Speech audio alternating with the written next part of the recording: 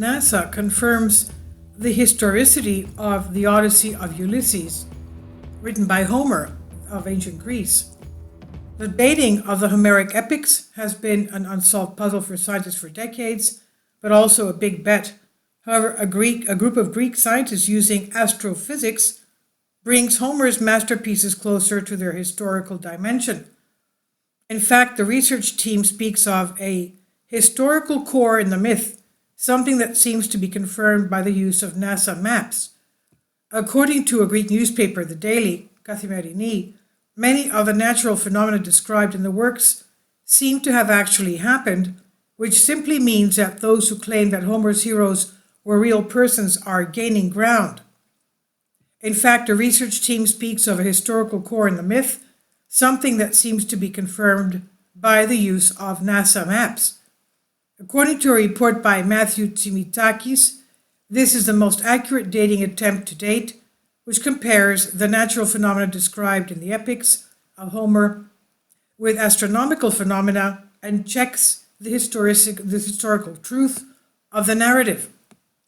The result is the identification of dates for events depicted in the epics of Homer and the new perception of their historicity, which apprises to intervene in the Homeric question.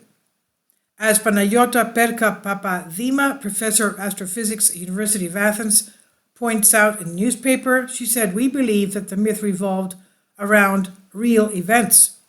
Together with an interdisciplinary team which has made relevant publications in international scientific journals, they believe that some of the events described actually did happen and prove that the natural phenomena mentioned coincide with the time of their narration. Odysseus, that is Ulysses, arrived in Ithaca October 25th, 1207 BC. 5 days later, there was a 75% solar eclipse, which covered the Ionian Sea, that's the sea between Greece and Italy. And then the gossip happened, says Mrs. Papadima, clarifying that the belief in the truth of the incident is personal.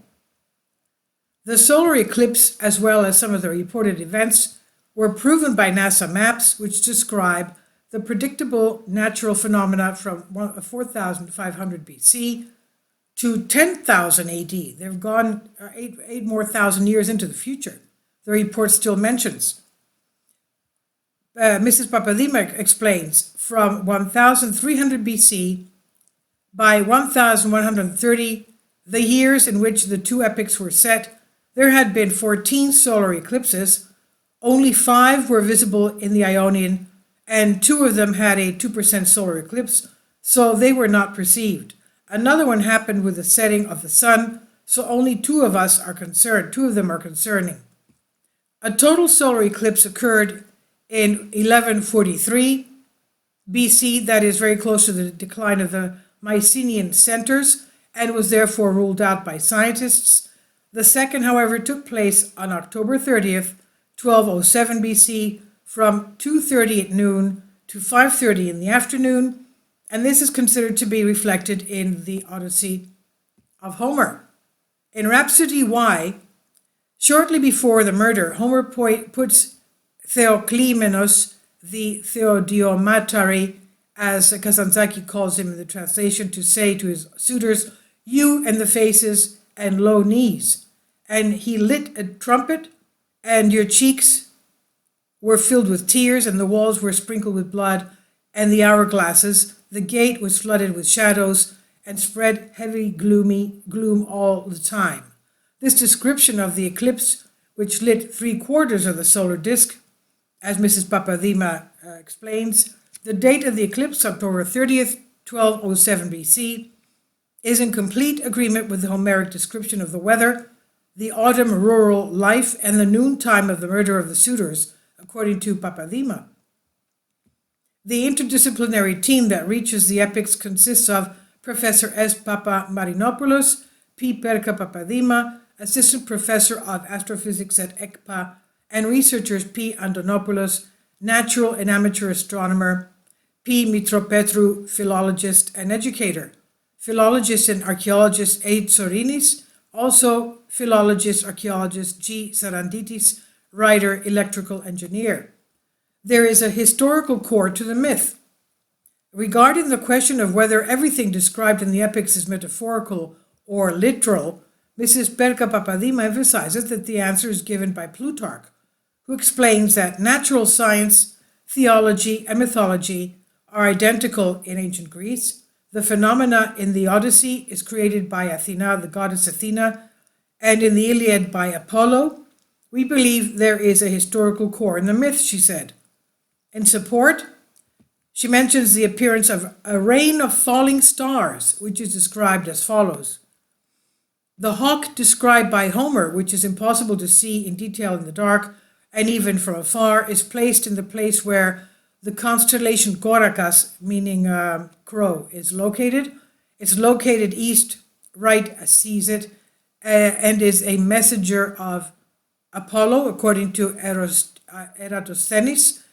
At its feet, that is diametrically from crow, Gorakas, is the swarm of the Pleiades, Pleiades in ancient Greek, which means pigeons, which are located in the constellation of Taurus. From there, she says, that feathers fall, that is, stars, a poetic description of the sky and the course of the journey, she explains. According to the report, the scientists, using NASA maps again, found that there was indeed a rain of rising stars on October 28th, the day of Telemachus' return from the trip to Pylos and Sparta. Gorakas, however, the crow, is an envoy of Apollo and a good omen for Telemachus, who is looking for his father. October 30th was a day of the feast of Apollo, during which a million sacrifice of 100 oxen took place, which means that the whole island had gone to watch it. The suitors found themselves in a perfect trap and were killed with the help of the two gods Athena and Apollo. According to scientists, two such important news, such as the assassination of the successors of Ithaca and the eclipse, can only quickly spread throughout Greece as an extremely important event. So this is translated for you from a Greek article. Please leave your comments and thank you for your support.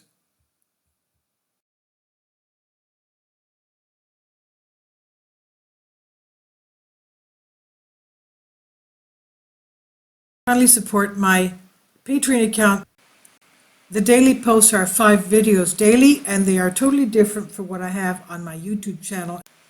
Thank you so much for your support and that you find all my content so interesting. You'll find the Patreon account details in the description box below.